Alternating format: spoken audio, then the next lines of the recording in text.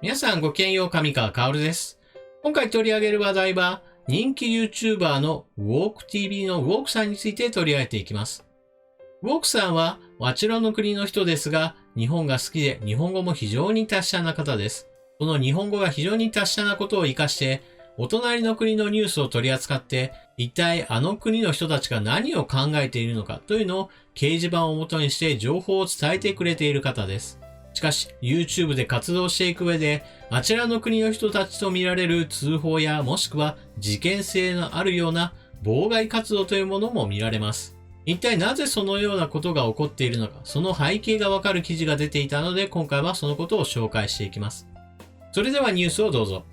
喧嘩コンテンツで金儲けして、慰安婦はなかったという本まで出す警告人 YouTuber。植民地士官を擁護して日程を美化するコンテンツを制作し、高収益を上げている警告人の YouTuber がエッセイを発行した。エッセイには反日を助長する我が国の教育に対する批判などが盛り込まれていることが分かった。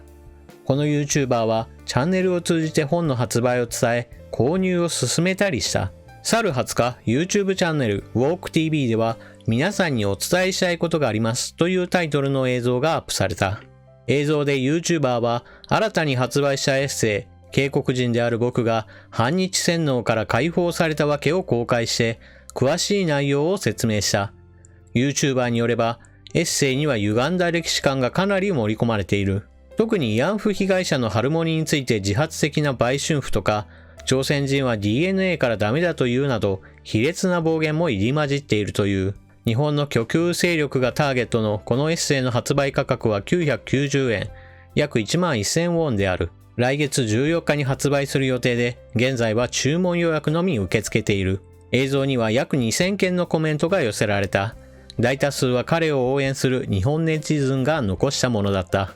ネチズンのほとんどは、日本政府がこのような人を保護しなければならない。あなたは我々の味方だ、などのコメントを寄せ、彼の誤った初心を擁護した。この YouTuber は昨年10月頃、日本国内で喧嘩が芽を出すと、すぐさま本格活動を開始した。大法院が日本企業に対し、強制徴用被害者に損害賠償金と未払いの給与を支給せよと判決したからだ。彼は数多くの暴言とヘイト発言を通じてチャンネル登録者を集めた。1年で21日基準28万7000人余りのチャンネル登録者数を保有している。チャンネル登録者3万人あたりで月平均100万ウォン前後の広告収入を得ていて、スーパーチャット、YouTube の講演機能などを通じて得る付加収益もある。一部では YouTube 収益推定サイトを通じて、彼が毎月3000万ウォン、約276万円に至る収益を上げているという主張も出ている。この記事を掲載していたインサイトというのは、あちらの国におけるネットメディアのようです。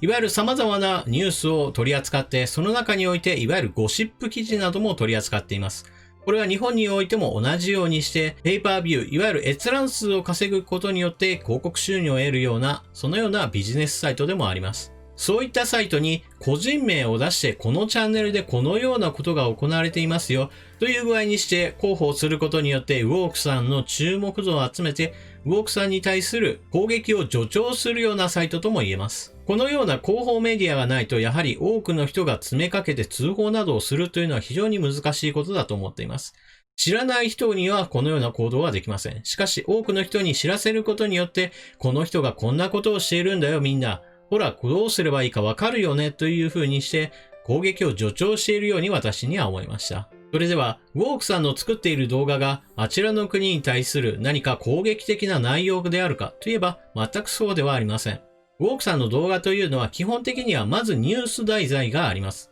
このニュース題材は捏造したものではありません。当然のように皆さんが見ているニュースと全く同じものです。そしてウォークさんはこのニュースを元にしてあちらの国の人たちがどのようなことを言っているのかというのを和訳することによって日本人の多くの人たちに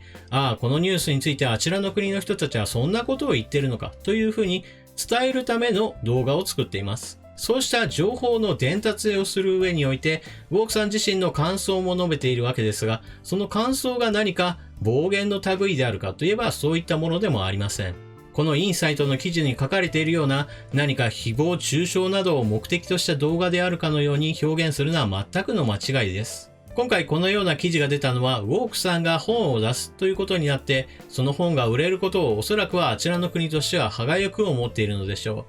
う。ですが、本当の捏造や歴史修正主義に基づいた本を一体誰が出しているのか、そうした本をたくさん用いているのはあの国そのものです。歴史を様々捏造し修正している、そのような教科書をあちらの国の政府では使っています。それはエッセイのような一部の人が自分でお金を出して買うようなものとは明らかに性質が違います。学校で勉強して学んでいる人たちに、これが正しい歴史ですよという具合にして、歴史教科書として学ばせているその内容そのものが歴史を捏造したものであるならば、そちらの方がはるかに罪深いものです。インターネット上のメディアサイトというのはこういう個人攻撃をするぐらいであるならば、そもそも今話題になっているような反日種族主義のような本を取り扱って、もしかして私たちの学んでいた歴史は間違っていたかもしれないということをもっと大々的に取り扱うべきでしょう。それは教科書で書かれていたことが間違っていたかもしれないといういわば衝撃的な内容のはずです。ニュースについてはここまで。ここからは余談のコーナーになります。今回の余談はサブチャンネルで行っていた実験についてです。今この動画を公開しているこのチャンネルが私にとってのメインチャンネルです。しかしあの国の情報を取り扱うことが多いのでチャンネルが消されてしまうかもしれない。だからサブチャンネルというものを一応は持っています。しかし何の理由もせずにサブチャンネルを置いておくのは少しもったいないなと思って私は2つの実験を行いました。まず第1は YouTube は一体どのような言葉を不適切と判定するのだろうかということを調べる、そのような実験です。そして第2の実験はしっかりとあの国の国名を書くことによってより見つかりやすくしようという実験でした。この実験の結果については YouTube のコミュニティタブに少し詳細を書いておいたので後でご覧ください。簡単に要約して言うと、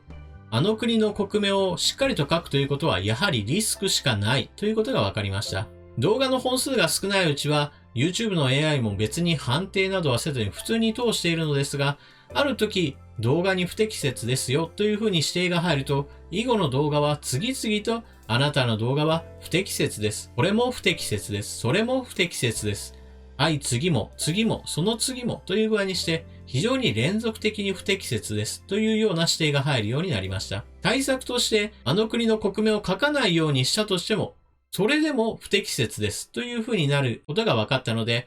このチャンネル自体がもう危険視されているんだなということを肌身で感じます。そういったわけでサブチャンネルにおける実験というものは中止することにしました。そのため、サブチャンネルは本来の役目に戻ります。それは私たちが今この動画を見ているこのチャンネルが破壊されてしまった時に移行するための予備のチャンネルとしてです。私としてはニュースを元にして、そのニュースから一体何がわかるのか、またニュースの解説等を皆さんにお伝えしています。ですが、そのニュースを伝えること自体が不都合だと感じる人がいて、通報して、しかもそれを YouTube が認める可能性がゼロなのかと言われれば、そうではない可能性が非常に高いと思っています。規約に違反しているかどうか全く心当たりがないような動画においても不適切ですと言われたり、もしくはチャンネルを次々と消されてしまうような人もいるという話が伝え聞いています。その背景にあるのが、今回ウォークさんのお話で取り上げたような、いわゆる攻撃を煽るような情報サイトというものの存在もあるのかもしれません。どのようにすれば自分たちの身を守りつつ活動を続けていけるのかというのを私自身も研究しながら皆さんに動画をお伝えしていこうと思っています。皆さんはこのニュースについてどのような考えをお持ちでしょうか？ぜひともコメントを書き込んでいってください。それでは動画を最後までご視聴いただきありがとうございました。チャンネル登録していない方はぜひともチャンネル登録を。そしてこのチャンネルがバンされた時のためにもぜひとも Twitter のフォローなどをお願いします。